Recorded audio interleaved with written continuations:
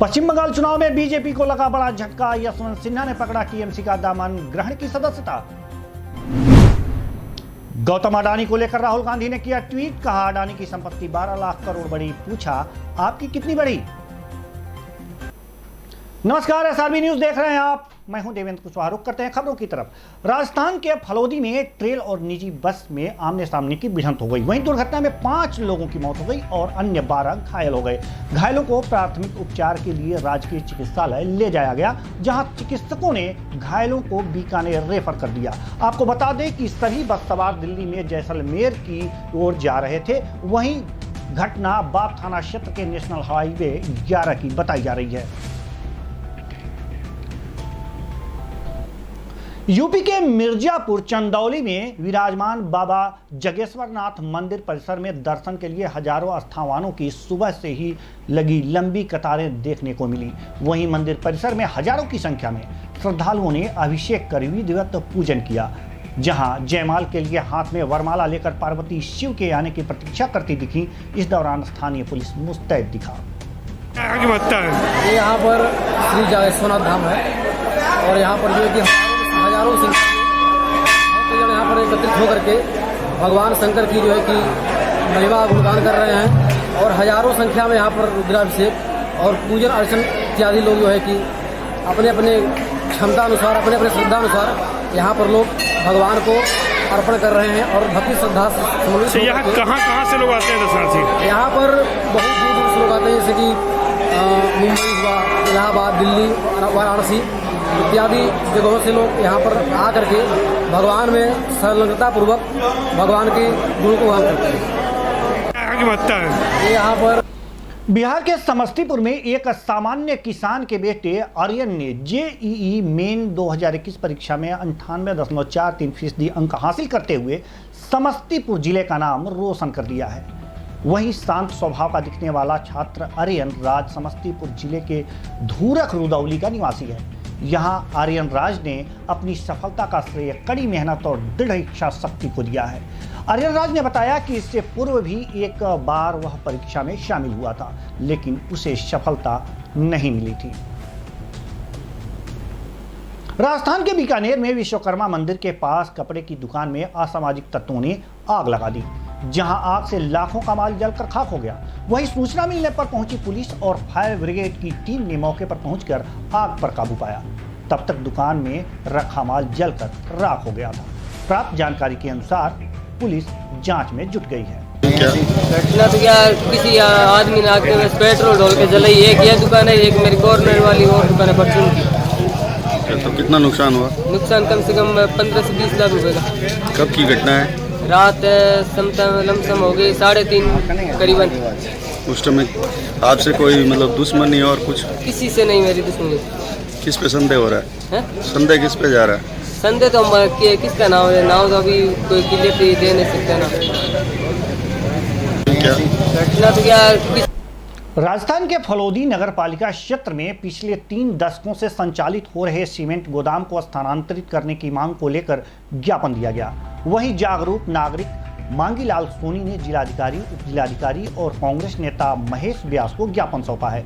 जानकारी के अनुसार सोनी ने बताया कि पिछले करीब 30 वर्षों से कमला भवन के आसपास के क्षेत्र में स्थानीय दुकानदारों, मोहल्ले वासियों, स्कूल जाने वाले विद्यार्थियों और राहगीरों को भारी परेशानियों से जूझना पड़ता है। वहीं सीमेंट गोदाम के आसपास दिन भर सीमेंट उड़ती रहती है, जिसके चलते स्थानीय दुकानदारों और नागरिकों का जीना मुश्किल हो गया है। ये प्रशासन की नज़रों में चल रहा है। 2013 में कलेक्टर ने एक आदेश लगाया था, जो ये बोर्ड लगा हुआ है, मल्लार रोड पर बोर्ड लगा हुआ है मदन जी की दुकान के आगे, नगर पालिका का बोर्ड, उसे बोर्ड तोड़ के और वाहन अंदर आते हैं। बोर्ड टूटा हुआ अभी भी पड़ा है। कौन से वाहन अंदर आते हैं? ये 20 चक्का टोला truck 50-50 ton, 30 ton, 40 ton cement के बोरी अंदर आती है। सुबह 8 बजे से लगा के रात को 8 बजे तक यहाँ ट्रक के रोड पर ही खाली होती है, रोड पर ही भराई होती है। और गोदाम में आते गोदाम में आते रोड पर पीएफ का जो कस्टमर लेने के लिए आते हैं, उसको पीएफ टैक्सी गाड़ियों वहाँ से लेकर उसके भराई रोड पर ही होती है। सीमेंट पर रोड पर उड़ती है। नगर पालिका को कई बार कहा गया, नगर पालिका नज़रों में ये काम हो रहा है। नहीं, आपने ज्ञापन में क्या मांग की है? मैंने मांग यही की है, मैं कोई 30-40 सालों से धंधा चल रहा है, नगर पालिका ये प्रशासन की नज़रों में। उत्तर प्रदेश की राज्यपाल आनंदीबेन पटेल अयोध्या पहुंची। वहीं राज्यपाल महोदया ने जनपद के दोनों विश्वविद्यालयों के दीक्षांत समारोह में शिरकत कर मेधावी छात्रों को गोल्ड मेडल प्रदान किया।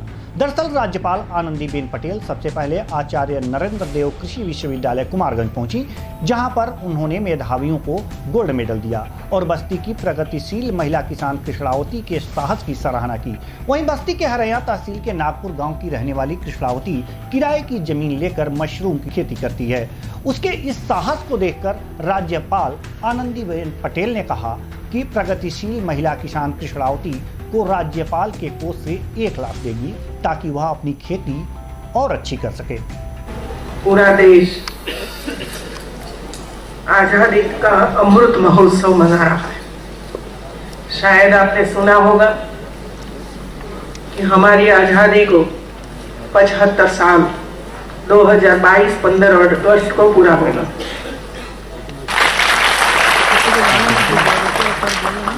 ये जो महिला का सम्मान हुआ तब मेरे पास ऊपर आई और उसने मुझे ये कहा कि मेरे पास लैंड ही नहीं है, जमीन नहीं है, और वो दो बॉक्स मशरूम के भर कर लाई थी। तो मैंने कहा कि ये मशरूम कहाँ बनाया है, जो लैंड तो है नहीं। तो उसने ये कहा कि कोई ना कोई किसान हमें थोड़ी सी जमीन लेता है किराए पर, और एक किराए पर जो हमें जमीन मिलती है उस पर हम ऐसे छोटे मोटे काम करते हैं और इसमें से थोड़ा सा कमाई करते हैं और परिवार का गुजारा चलाते हैं। तो ये जो महिला थी बस्ती जनपद की नागपुर गांव की कृष्णावती, पट्टे पर जमीन ली। अभी एक बार वो देता है, फिर मना कर देते हैं कि अब नहीं देना है पट्टे पर, तो उसको वहां से हटाकर दूसरे स्थान पर जाना पड़ता है। दूसरे किसान के सामने रखती है कि मुझे थोड़ी सी जमीन दे दो। और राजभवन राज्यपाल के पास भी ऐसे एक कोष होता है 1 करोड़ रुपया का, तो 1 करोड़ रुपया का उपयोग हम ऐसे लोगों को देते हैं जो ऐसा काम करके अपने परिवार को आगे ले जाने का प्रयास करते हैं। तो मैंने ये तय कर लिया है कि 1 लाख रुपया ये महिला को हम भेज देंगे। उनसे यह कहना है कि हमारा लोन चाहिए मशरूम लगावे का, ब्याज पे रुपया लेन जाता है मशरूम लगावे का, तो जान लीजिए जितना हुआ था उतना बीजिए भरे हुआ था। तो सरकार के यहाँ से मदद कौनो मिलत नहीं, तो आप लोन दे दिन जाए तो ठीक है, यह कहना है। तो कहीं है ठीक है मिल जाए, जब मिल जाए वहीं काव कही। पूरा देश। यूपी के कौशाम्बी में जेल में बंद बंदी महिला की SRN हॉस्पिटल प्रयागराज में इलाज के दौरान मौत हो गई। वहीं 4 माह पहले थाना पिपरी के चायल कस्बा में गुलनाज ने तंत्र मंत्र के चक्कर में पड़कर अपने पति और बच्चे की हत्या कर दी थी। दरअसल कई महीने से बीमार चल रही गुलनाज की अचानक बीमार पड़ने से उसे जिला अस्पताल ले जाया गया, जहां डॉक्टरों ने उसकी स्थिति खराब होने से प्रयागराज रेफर कर दिया। वहीं SRN हॉस्पिटल प्रयागराज में महिला की मौत हो गई। गुलनाज नवंबर से निरुद्ध थी हमारे यहाँ, नवंबर 2020 से 302 केस में आई थी जो है। तो ये शुरू से ही इसका वेट बहुत कम था, और ये जैसा कि महिला भी शुरू में आई थी बताती थी कि बाहर से हमारा इलाज चल रहा है।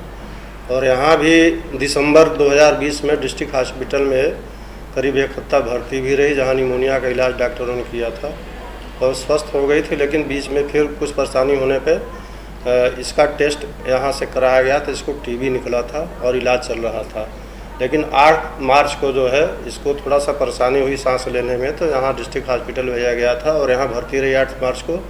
फिर उन्होंने 9 मार्च को रेफ़र कर दिया SRN मेडिकल कॉलेज जो है प्रयागराज, वहाँ उसकी आज सुबह डेथ हो गई है जो है। उसके परिजन उसके साथ में है और कोई समस्या नहीं है। गुलनाज नवंबर से यूपी की धर्मनगरी प्रयागराज में विगत 25 वर्षों से महाशिवरात्रि के अवसर पर शिव शक्ति सेना के संस्थापक अजय गुप्ता द्वारा शिव बारात का आयोजन किया जाता है। इस शिव बारात में भगवान भोलेनाथ के प्रति भक्ति भाव और श्रद्धालुओं की श्रद्धा देखते ही बनती है। यह शिव बारात शहर के कई किलोमीटर मार्ग पर निकलती है। वहीं दूर दूर से आए भक्तगण भी भगवान भोलेनाथ की भक्ति में सराबोर होकर शिव बारात में बढ़ चढ़कर हिस्सा लेते हैं। शिव शक्ति सेना के तत्वाधान में प्रयागनगर के ऐतिहासिक कंवरी महादेव मंदिर से अखाड़ा त्रिशूल नदी दर्शन शोभा यात्रा प्रतिवर्ष निकलती है। इस शोभा यात्रा में भगवान शिव झांकी एवं देवी मीनाक्षी, देवी पार्वती विराजमान रहती है। यह पूज्यपाद वेद रक्षित धर्म ऋषि त्रिशूल भगवान की सवारी जो मुख्य पीठिका के रूप में विराजमान रहती है, जिसके पीछे भगवान शिव की सवारी होती है। हाथी, घोड़ा, ऊंट, तमाम ऐसे रथ और सवारियां होती हैं जो बाबा के जयगार करते हुए, जयघोष करते हुए प्रयागनगर के विभिन्न मार्गों से होते हुए निकलती है। यह प्रयागनगर के लिए गौरव की बात है और सभी भक्तों के लिए कि प्रतिवर्ष बाबा की बारात का दर्शन करते हैं और पुण्य के भागीदार बनते हैं। मैं शिव शक्ति सेना संस्थापक संचालक प्रमुख विगत 25 वर्षों से यह शोभा यात्रा निकाल रहे हैं और आगे यह यात्रा निकलती रहेगी। जय शिव। शिव शक्ति सेना के तत्वाधान में यूपी के बाराबंकी तहसील हैदरगढ़ में एक बुजुर्ग न्याय के लिए दर दर ठोकरें खा रहा है। वहीं भाजपा सरकार देश में भ्रष्टाचार मुक्त अभियान चला रही है।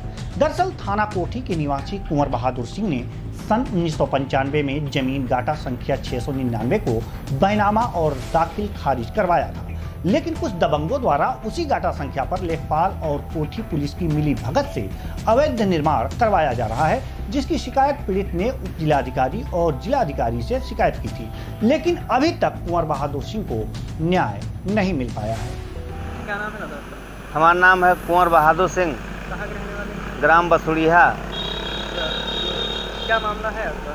मामला हमारा जबरदस्ती निर्माण बना रहे हैं, हमारे ज़मीन में हमारे जबरदस्ती कब्जा कर रहे हैं। पुलिस जात लौट आवत है और हमारा सुनी नहीं जा साहब। दरख्वास्त हम दिन एसडीएम का और डीएम साहब के दिन, कप्तान साहब के दिन साहब और एसडीएम के दिन तो 9 तारीख का 10 तारीख का दिन वो सुनवाई लिख दिन है यहाँ के मौके पर जाकर जाँच करो। बड़े साहब जात नहीं, मौके निर्माण रुकवावत नहीं, निर्माण करवा रहे हैं। और कौन नहीं जाता है? कन्वजिया दरोगा है जने और एसओ साहब हैं। पूरा नाम क्या है उनका, दरोगा जी का? पूरा नाम हम साहब जानते नहीं। अच्छा, तो ये बताइए आपने कहीं उच्च अधिकारियों को एप्लीकेशन दी है कि नहीं?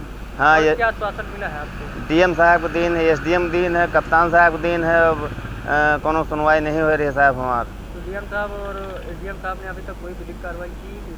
कुछ नहीं की साहब।